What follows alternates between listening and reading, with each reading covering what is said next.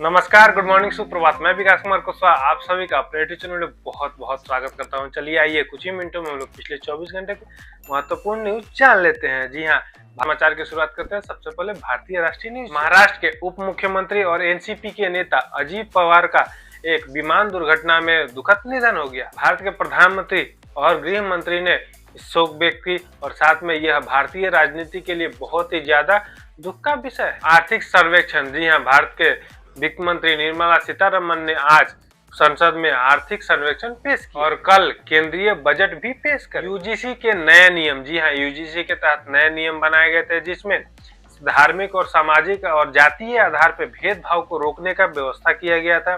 हालांकि जो छात्रों के अनुसार इसमें जाति के आधार पर अस्पष्टता व्यक्त की गई है। इस बात के चलते सरकार ने इस नियम पे अभी रोक लगा दी। ईयू और भारत ने अब तक का सबसे बड़ा और ऐतिहासिक फैसला लिया जिसमें फ्री ट्रेड एग्रीमेंट, जिसके तहत मुक्त व्यापार समझौता किया गया। साथ ही भारत के प्रधानमंत्री श्रीमान नरेंद्र मोदी ने इसे ऐतिहासिक समझौता बताया। अब आते हैं दिल्ली संबंधी समाचार जान लेते हैं। दिल्ली में बीट द ट्रीट समारोह आज शाम विजय चौक पे आयोजित किया जाएगा, जो औपचारिक रूप से गणतंत्र दिवस समारोह का समापन होगा। मेघालय राज्य के प्रसिद्ध लिविंग रूट ब्रिज को यूनेस्को के विश्व धरोहर सूची में नामांकित करने के लिए औपचारिक तौर पे नामांकन भेजा गया है। अब आते हैं मौसम संबंधी समाचार जान लेते हैं। जी हाँ, आईएमडी ने उत्तरी भारत के बहुत सारे राज्यों को येलो अलर्ट जारी किया, जिसके तहत पश्चिमी विक्षोभ के कारण इसे क्षेत्रों में वर्षा होने की संभावना व्यक्त की जा रही है, जिसके तहत जो तापमान है 4.5 डिग्री तक गिर सकता है। अब आते हैं खेल संबंधी समाचार जान लेते हैं। जी हाँ, चौथे India versus New Zealand T20 match ने न्यूजीलैंड ने भारत को 50 रनों से हरा दिया। अब आते हैं अंतर्राष्ट्रीय महत्वपूर्ण समाचारों को जान लेते हैं। जी हाँ, सबसे महत्वपूर्ण समाचार है अमेरिका और ईरान से।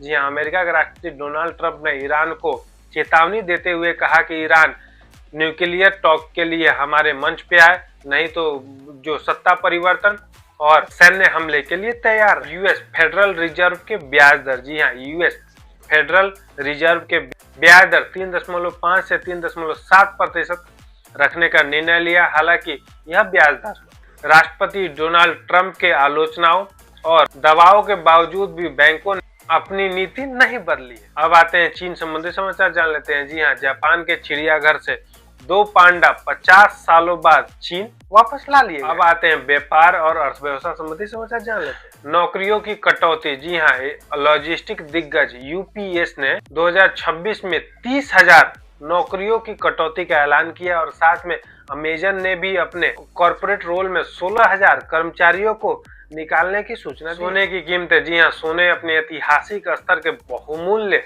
स्तर पे पहुंच गए हैं। जी हाँ, सोने ने के 5,500 प्रति औंस डॉलर हो चुका है। Global trade. जी हाँ, कनाडा के सेंट्रल बैंक ने यह सूचना दिया है कि अमेरिका के साथ अब नियम आधारित ट्रेड का समय समाप्त हो चुका है, जो वैश्विक स्तर पे ग्लोबल सप्लाई चेन में रुकावट पैदा करे। ये रहे पिछले 24 घंटे के सभी क्षेत्रों को महत्वपूर्ण न्यूज। आपसे मिलते हैं कल नए वीडियो में नए समाचार के साथ।